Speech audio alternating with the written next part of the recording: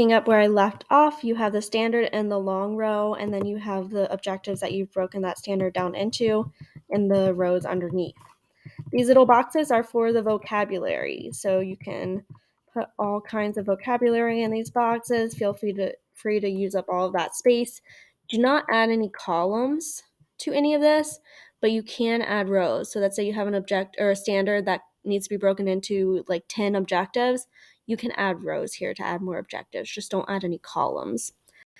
Once you do that, you'll see that the number of units is going to show up 0 until you start checking off which units you're going to cover each of those objectives in. So let's say students will be able to solve equations.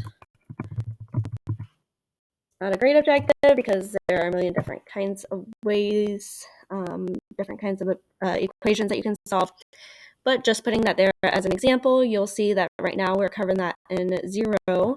Let's say our first unit is maybe procedures and such. We can mark off that we're going to cover that in units 2, 3, and 6. Okay, so you can add all of your objectives and your standards there. Again, your units go on the title page. Let's say we start school 8/16/2021 and end school 5/11/2022. And I can start filling things in here. So procedures and intro to equations. Maybe I'll just put procedures as pro for the abbreviation and EQN for the equations. Let's say this is only going to be 4 days, and maybe my first unit then is going to be 20 days. This is going to be the number of instructional days, okay? This is going to tell you how many days are left based on the dates that you added in there, and you should have seen as you're filling it in that it was adding those days to determine what the end date and the start date of the next unit was. There's also a way to add extra days, cancel school, took an extra day on a lesson plan. All of that is in there. I'm not going to go over that in detail, but you can kind of experiment with that. And you can see the calendar starts to fill in as well. So once you have all of that filled in, we've done the important dates, we've done the standards and objectives, so then we go to the unit plan. One of the things that you did here for step 2 was to set a trigger for a script to run in the background. That script is going to start filling in your standards, objectives, and your key vocabulary based on the, it'll start filling in the objectives and the standards based on your what you check off. However, the vocabulary should be coming in as you start typing it in. I say should, it definitely will be. I just haven't typed any vocabulary. So equations.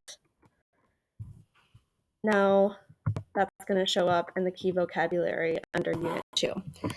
Again, everything in blue comes in automatically. You're going to want to fill in any kind of formative assessments, summative assessments. There are some additional boxes there if you need them. Essential understandings, prior knowledge, potential barriers, misconceptions, and resources. You can change the titles of any of those. And then if you have additional vocabulary that's maybe content related, but not related to the standards, you can add that here as well. That's the first part of the unit plan. The second part then would be the objectives checklist. And once you have started filling in how many days, then you'll see this will all begin to fill in as far as the days of the week and the actual dates. And then as you start filling in the formative and summative assessments, it will put X's here for those. Your objectives will show up here, and you can start checking off the days that you cover each of the objectives. And then finally, trying to wrap this up before the end of this video, I have a 5-minute limit. You have the lesson plan list. Lesson plan list is going to list off the units, the unit number, the day of the unit, any of the objectives that you've clicked for those days. Again, all the blue comes in automatically. You want to fill in the pinkish reddish color. So plans, materials, accommodations, modifications, differentiation. You can leave some reflection notes if you're going to use this again next year, and